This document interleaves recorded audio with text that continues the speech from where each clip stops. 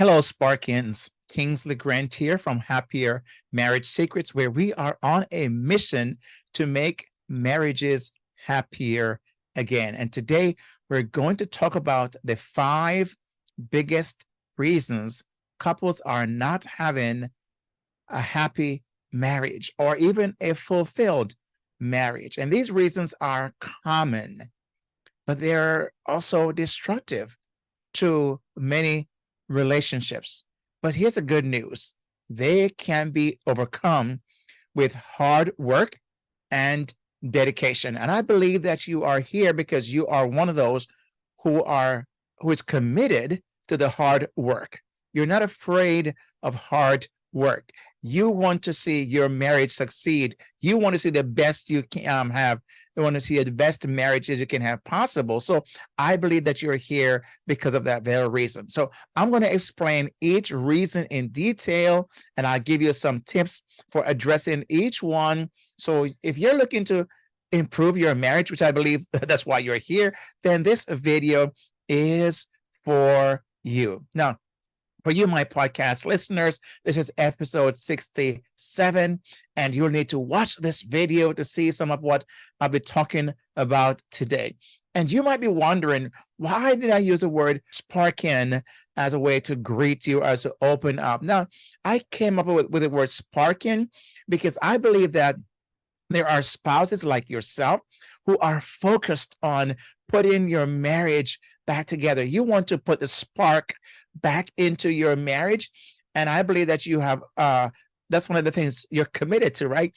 And so sparking represents that. Sparking represents a person who is committed to that. It also have other values associated with the word sparking. So I'll tell you more about that in the future. So hang around and you'll hear me share more about that. So let's get into today's topic on the five biggest reasons couples are not happy or fulfilled in their marriages, right? Unhappy and unfulfilled.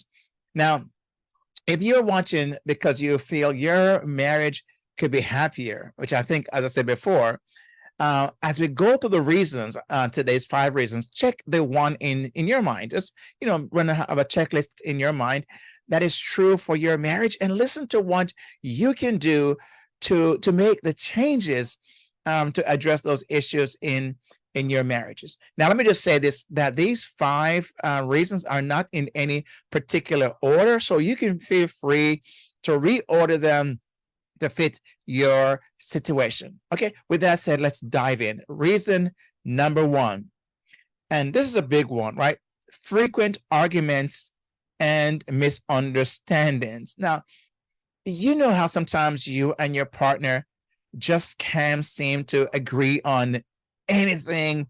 It seems like every little thing. I can't tell you the amount of times in my work as a marriage and family therapist and as a relationship coach.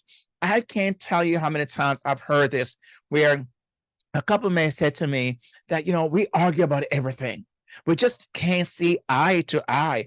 Everything turns into an argument. It seems like every little thing turns into an argument, they'll say. And that's no fun, right? It's not a fun.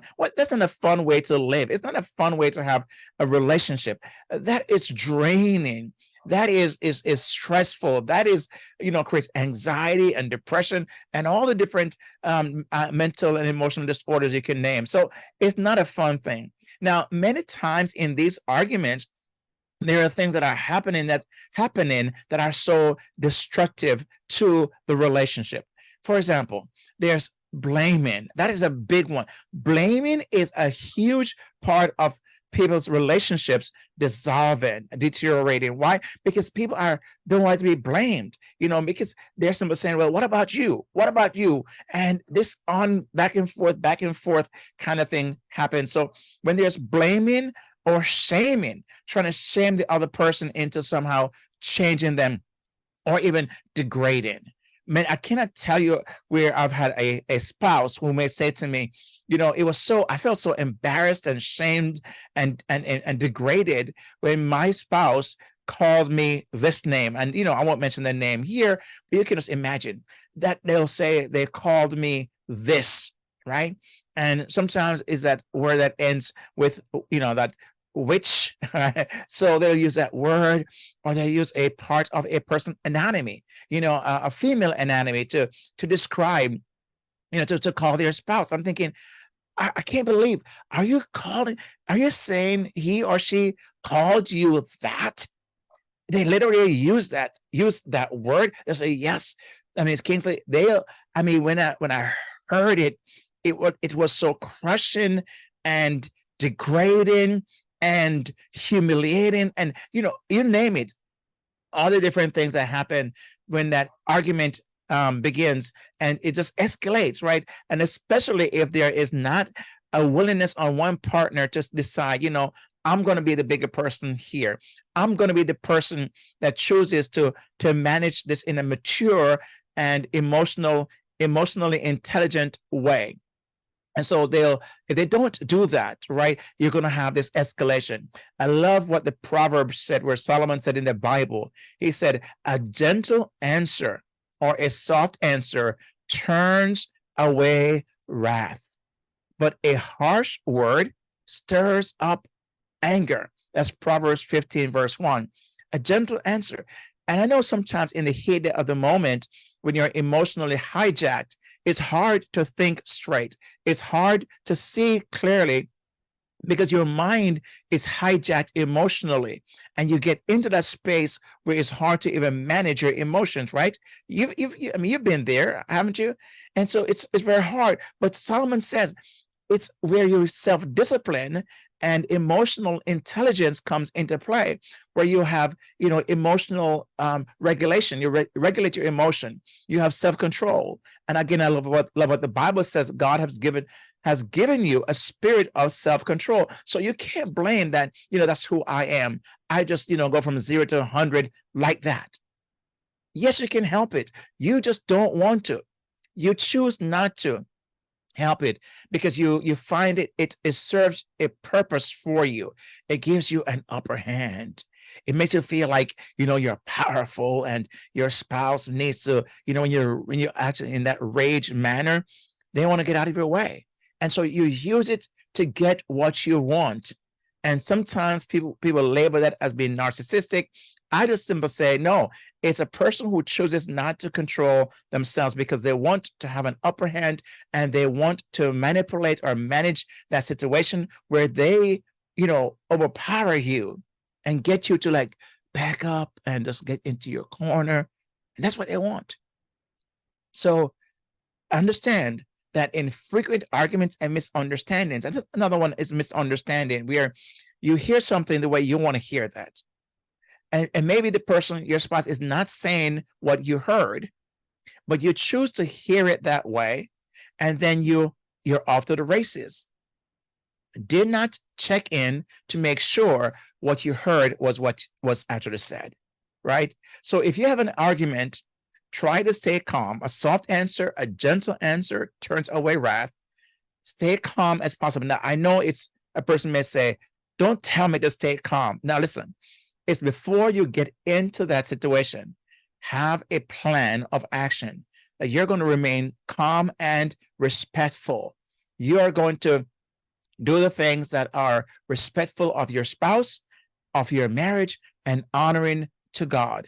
So don't say things that you're going to regret later. Reason number 2, feeling unappreciated or taken for granted. This is a big one. Another common reason, right? Because they feel like they're not appreciated. When one partner feels like, they've done as much as they could or can, and no one acknowledges that. I've heard a spouse will say to me, man, I feel like I'm just the money bag. I feel like I'm not even recognized in my house, and no appreciation. Now, it may not be true or real, but that's how they feel. And how a person feels, their perspective, their perception on things is their reality. Does not make it the reality, but to them, it feels that way. And because think about a time when you've worked really hard on something, but no one said thank you. I'll give you a quick example. My wife and my daughter and myself, we were trying to clean out our garage, finally, but on the floor there is this vinyl, linoleum kind of flooring that's been there for years. It's been baked into the cement and the concrete. And what I had to do was go to one of the Home Depot, and rent a machine that it's like a machine that's, I forget what it's called. It's called a scraper machine. And with that, and it's a, good sized garage, a two-car garage. So you can imagine. And it's all on the whole floor is covered by that. And so my wife and my daughter, because I'm handling the machine, and it's like, a huge machine, right? And some parts come up very easy, other parts is baked in, and the machine had to dig and dig and dig and scrape and scrape and scrape. Eventually it gets up. But my wife and my daughter was helping, and they had a machete, and each of them, and they were trying to, get the spot that are much easier and popping up that linoleum, the vinyl. And, I recognized at the end of the day that if I had to do the whole thing with a machine by myself, and I had a 1-day rental, so I had to get everything done and return in that 1 day. And of course, night came, I had to go to sleep. So I was so appreciative, because I think about it, man, there's no way I could have gotten the whole thing done. But because they were helpful and, digging up their parts and doing their part, at the end, I decided to say to them, thank you. I truly appreciate your help, because I could never have done this by myself. Now, they really were just wanting to be helpful and like a teamwork, right? Because we're all living in the same house. I could say, hey, it's all, we're all living here. So, I mean, why not? But no, I recognize that it's something that I took on as a project, and they came alongside, and I really appreciated that so much. So I just say thank you, because what happened is they, even though it didn't say anything, but they could probably think that, man, we helped dad, or helped, honey, my honey, my wife would say, and he just acted as if it wasn't helpful. But I try to find a way to do that. Now, I'm not trying to use myself and say, hey, I always get it right, because there's times I overlook and miss opportunities like we all do. But if you've worked real hard at something and no one said thank you, that may make you feel a bit sad, right? Or at least you take notice about that. The Bible says, give thanks in all circumstances. So it means we should appreciate each other, even for small things. So we can find a way to say thank you. Now, I know that Bible verse refers to a lot more than just, saying thank you to our family member or someone who's helped us out. It has a lot more there. So, could unpack that. But in this one, in our context here, give thanks in all circumstances. Find a way to say thanks to your spouse, to your family member, to that neighbor, to your coworker, to your classmate, whatever it is. Have they done something for you? Or have you done something and felt the sting of no one even recognized the effort you put in? So if you want your partner to feel appreciated, make sure you're showing them love and kindness. Say thank you often, right? Again, my wife and I, each day we'll have a cup of tea or a coffee. And most times, I get up earlier and I'm ahead, so I'll make coffee. And she'd always say thank you, or my if she did it, I'll say thank you. It's like it's second nature for us now.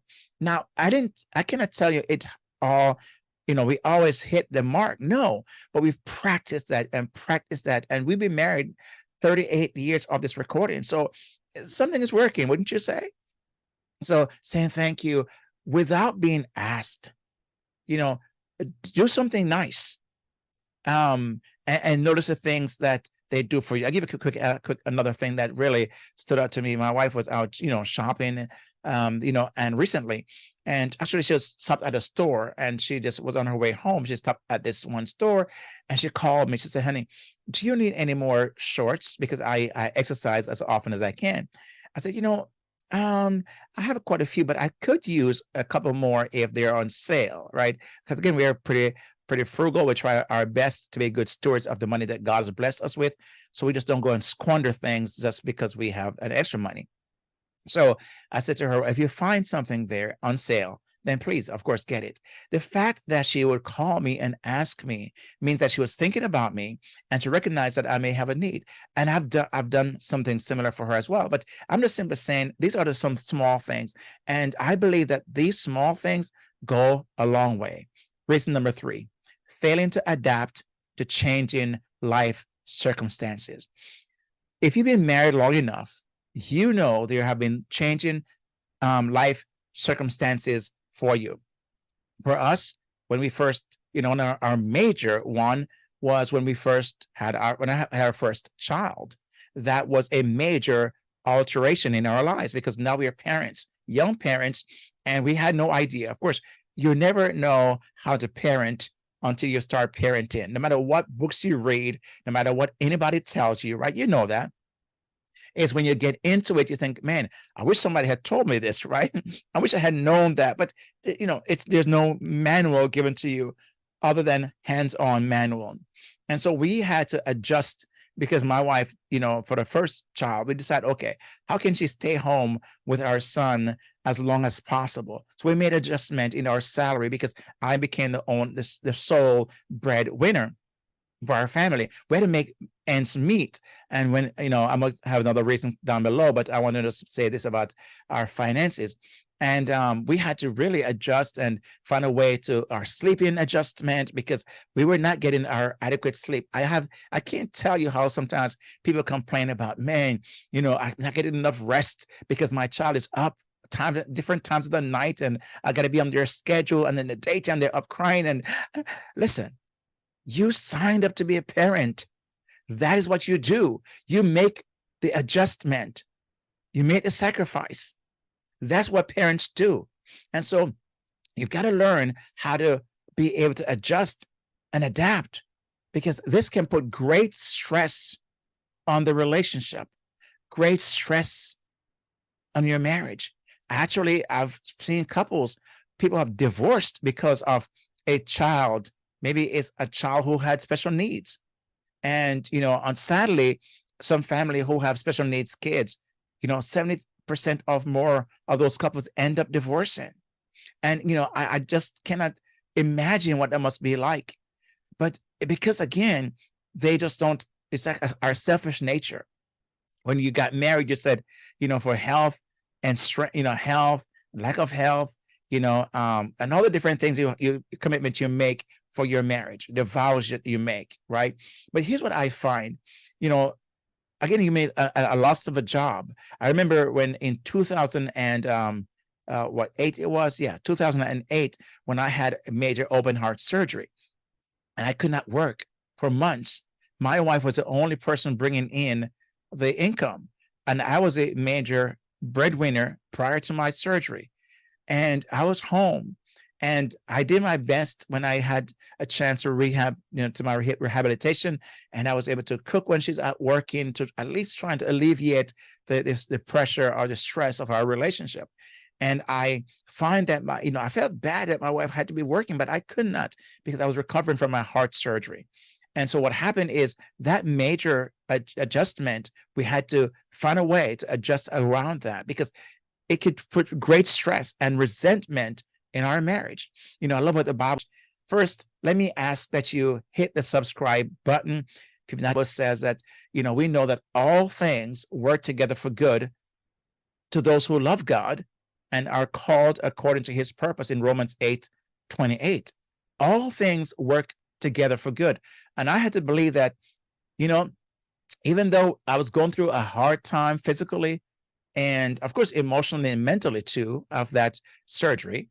And also when my wife had to stay home for, quite a good part of 2 years in our first child, we had to realize that God is working things out and he gifted us with his children. He brought me through the surgery and I survived an open heart surgery. So I got to look for what is it that God wants to teach us? How can we learn to depend upon him and depend upon each other? These circumstances may be opportunity, not obstacles, to make you a better person and make your relationship a better relationship. So if you work together as a team, you can adapt to any change that comes into your life. Okay. Now, before I share with you the last two reasons, and let me say, you don't want to miss hearing reason number 4, because that's a major one. So I'll say in a few moments, I'll share that with you. But please oblige me to share a few important announcements that I believe will be helpful to you and your relationship, your marriage. First, let me ask that you hit the subscribe button if you've not yet done so. It's one of those ways for this channel to reach a broader audience, and YouTube will see the numbers of subscription and help to spread this out to more people. So please help me with that, and I appreciate that so very much. Secondly, I do have a podcast I heard me mention earlier. It's called the Happier Marriage Secrets Podcast, where you can access a number of topics I've already talked about that pertains to marriage and will help you. Some interview there as well. You can also avail yourself to those and hear those as well. It will truly be an asset to your marriage at Happier Marriage Secrets, and it's available on wherever you can listen to a podcast. Thirdly, if you would like to a way to assess the health of your marriage, and you're not really certain, there's some question marks in your head right now in your marriage, then you may want to take the Happier Marriage Assessment Quiz, which can truly give you a feel of where the health of your marriage, where it's at, and have a good feel of that. You can access that quiz at happiermarriagesecrets.com/quiz, happiermarriagesecrets.com/quiz, and you'll find all the links below in the description that follows. That's following this video. And if you're new to this channel and is a little curious about who I am to be hosting this channel and speaking the way that I do, let me just share with you briefly that I'm Kingsley Grant. You heard me mention earlier. I'm a licensed marriage and family therapist and a certified relationship coach. I've had the privilege of working with hundreds of couples over the last 2 decades, and have countless numbers of them who have been helped in their relationship, their marriage, as a result of the work that I've done with them. And I've been married for 38 years as of this recording, with 2 adult children. I'm also a published author of a few books available on Amazon. And so some of what I'm talking about, and you hear me today, is from a personal and professional experience. Now, what are the last 2 reasons couples are unhappy and unfulfilled in their marriages? Well, number 4, lack of trust. Lack of trust. This is a big one. Now, I'm going to say this one towards the end, because I believe that I didn't want to start with this as heavy as this one, because lack of trust, I believe if there's no trust in your relationship, in your marriage, then you don't have a marriage. This is one of the hallmark, I would say the core cornerstone of every marriage: trust. When there's no trust in a marriage, it can be really difficult to feel close and connected to your partner. Am I correct? It is tremendously difficult, because trust is a driver of marriages, of relationships. And when that's gone, it's very, very difficult to keep the marriage going. Trust can be, violated in so many different ways. One of the major ways that come to people's mind is infidelity. When there's when the relationship is broken because of an infidelity, it's hard to trust. Now, can trust be regained? Yes. I have worked with couples who've experienced that in their relationship and seen their relationship become better than it was before, right? It's a process, but it's possible. And so that is one of the major ones that come to mind. But another big one out there is when you can't trust your partner to have your back. You feel like you don't know if he or she will take a stand for you when the going gets tough. For example, if they're with their in-law situation, will they stand with you or their family members? Will they stand with you or a friend? Will they choose you over a friend? You feel like you can't trust that your spouse to have your back. And so you have this kind of not sure certainty in your marriage, and that can really weaken the foundation of your marriage.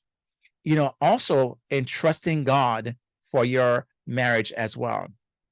I cannot tell you how many people, when I say to them, listen, you may not be able to trust your partner right now, but can you trust God right now to be the one that will help you to rebuild trust in your marriage? I love that Solomon says in Proverbs 3, verse 5, one of my favorite scripture verses. He says, trust in the Lord with all your heart and do not lean upon your own understanding. The problem is many times we tend to lean upon what we understand to be how things should be. We might miss what God is doing. So if I can trust God with my spouse and my situation, then I can truly have a better way to remain healthy and hopeful for my marriage, right? So if you want to build trust in your relationship, it's possible. It's important, of course, to trust God. It's also important to be honest with each other. Keep your promises and be open and transparent, especially when there's trust have been violated. It's important that you rebuild trust with transparency. Okay. And I do not want to not mention here, get help, seek a professional to help you in this process, to walk you through in this area as well. Because trust is a hallmark, I believe, one of the core foundations for every marriage. So learn how to trust. And again, I want to say this, before I go to number 5, that trust can be rebuilt. Too many times people say, hey, I don't trust him, I don't trust her. And I don't believe that. You may not trust them in one area of the relationship, but you do trust them to give you water or to give you coffee or to buy you this or to buy you that. So it's not that you don't trust them. There is an area, and that's why when I work with couples in my coaching or my counseling, I try to isolate the area that trust is broken and work on that. Because this broad feel of I don't trust, it truly blurs the idea of how to regain trust and how to get the relationship restarted. So it's possible, but you need somebody who understands this process to help you navigate that. But most importantly, stay on your knees and trust God. Number 5, this is one of the biggest ones that I believe. Now, all those are important, but this one here is where most marriages fail, and that's financial problems. Most marriages, or many marriages, have been dissolved, divorce have occurred, and you may have heard that finances is one of the major and leading cause of divorces. Why?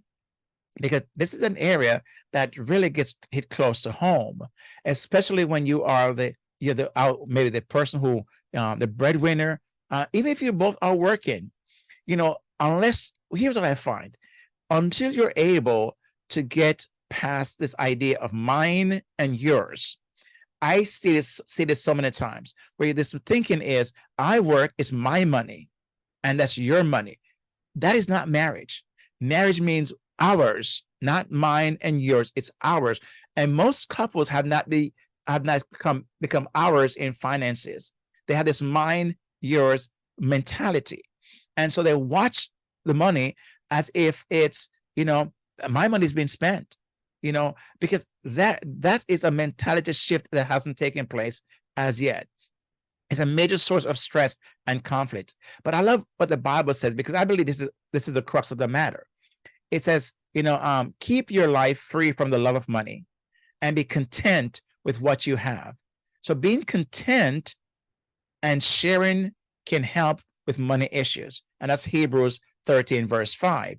When you're able to not let money control you, then you are able to navigate this area a whole lot easier. I love what Jesus says. He said, you can't love God and mammon or money. So money can become a god. And so when that becomes the case, you are serving an idol called money. And that's where most of the problems occur, right? And so the financial problems comes into place because there's a lack of accountability. There's no budgeting, the mine and yours mentality. And so when that happens, where people have not shifted from that mine yours thing, and that could go on and on. There's so much to unpack here, of course, but there's not enough time to unpack in this. This video could be for an hour, 2 hours, right? In this one topic, but I just want to just condense that and just mention in these areas as we go along here. So if you want to avoid financial problems, okay, number one, learn to be content. Number two, shift from mine, yours to ours. Number three, make sure there's accountability, right? So for example, my wife and I, when we in our early stage of our marriage, we set this idea where we said any amount over a certain, if we were going to spend a certain amount of money, we said we must consult each other, right? So I could not go and buy something at whim, or she did, without first consulting, as long as it's beyond a certain amount of money. So we could spend as much as we can, not, of course, not as much as we wanted to, but with consideration. We could spend and not worry about having to consult under a certain amount of money. When it became a large item purchase, we need to talk about it first. Why? Because we want to make sure that the budgets can sustain it, and two, we want to hold each other accountable. And so this is a huge area. And again, as you can tell, I could unpack this in so many different places, but I want to encourage you to learn to live within your means. Okay. Try to have a budget, sit down and have a budget. Don't spend more than you take in. Don't spend more than you take in. Don't try to keep up with your neighbors or they call the Joneses, because they're doing this and they're doing that. You need to do. No, see what your financial situation is and live within your means. Okay. Now, these 5 reasons, I believe, could derail your marriage, right? And you need to be able to manage them and not let them manage you. Reason number one, again, was frequent arguments and misunderstandings. Reason number 2, feeling unappreciated or taken for granted. Reason number 3, failing to adapt to changing life situations. Reason number 4, lack of trust.